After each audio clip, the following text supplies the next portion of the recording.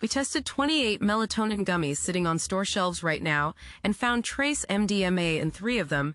Your natural sleep aid is literally a controlled substance. Welcome back to the Real Bio Protocol, the channel where we break down the science of peptides, fitness, and health optimization that most people will never hear about. Today, we are diving into something that could completely change the way you think about sleep supplements. We are going to cover exactly how it works, what the real science says, the results you can expect week by week, and exactly what you need to do to get the most out of it. Stay with us until the end, because we are going to give you the full protocol. By the end of this video, you will know exactly which brands passed our independent lab testing, and which ones you need to throw in the trash tonight. Let's get into it. ACT1, the setup. Every night, millions of Americans pop a melatonin gummy thinking they are taking something natural and safe. The bottle says natural sleep support. It has a moon on the label, maybe some lavender imagery. Feels wholesome, right?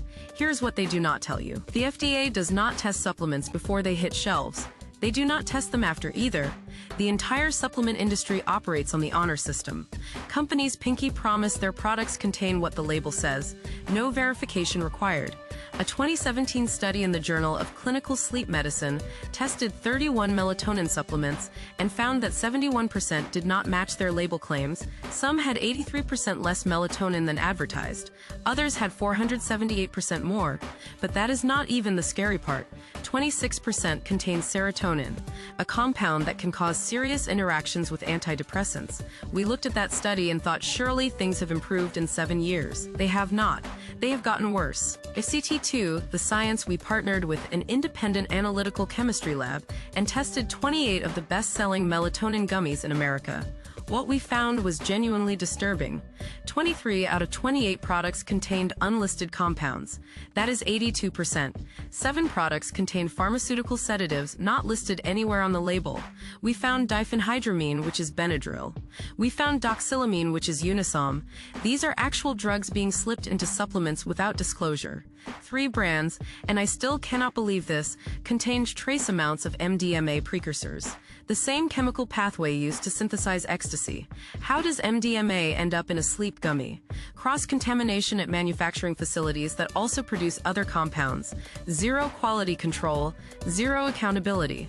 The FDA received over 4,600 adverse event reports related to melatonin in 2022 alone. Poison control centers report a 530% increase in pediatric melatonin exposures over the last decade. Kids are eating these like candy because that is exactly what they look like. ACT3, how it works here is why contamination matters beyond the obvious. Melatonin is a hormone that regulates your circadian rhythm. When you take it externally, your pineal gland reduces its own production. Take the wrong dose consistently and you can actually disrupt your natural sleep architecture. Now add unlisted sedatives to the mix. Your body thinks it is getting one thing but receives another. You build tolerance to compounds you do not even know you are taking. The pharmaceutical sedatives found in these gummies work on completely different receptor systems than melatonin. Diphenhydramine blocks histamine receptors.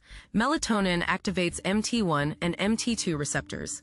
Mixing them without knowing creates unpredictable effects. And MDMA precursors, even in trace amounts, affect serotonin systems. If you are on SSRIs, this could theoretically contribute to serotonin syndrome. This is not fear-mongering. This is basic pharmacology. ACT4, the protocol now for what you actually came here for. Which brands passed? Out of 28 products tested, only 5 matched their label claims within acceptable variants and contained 0 unlisted compounds. Look for brands with USP verification or NSF certification. These third-party organizations actually test products. The dose that works for most people is 0.5 to 1 milligram taken 30 minutes before bed. Not 10 milligrams. Not gummy bears with 5 milligrams each. Less is more with melatonin. Consider sublingual tablets over gummies. Fewer additives and faster absorption. Time-release formulations help if you wake up at 3 a.m. consistently. The real protocol is fixing your sleep hygiene first. Melatonin is a tool, not a crutch. ACT5 results week 1 with a clean, verified melatonin product. You notice faster sleep onset. Week 2, your wake times become more consistent. Week 4, you may be able to reduce your dose. Week 8, some people cycle off entirely because their natural rhythm has reset. That is the goal. Temporary support, not permanent dependence. The science is out there and now you have it. That is why we are here. This is the real bio protocol. If you enjoyed this upload, do not forget to like and subscribe. Subscribing is completely free. Share this with someone who needs it and tune in again for the next upload. See you then.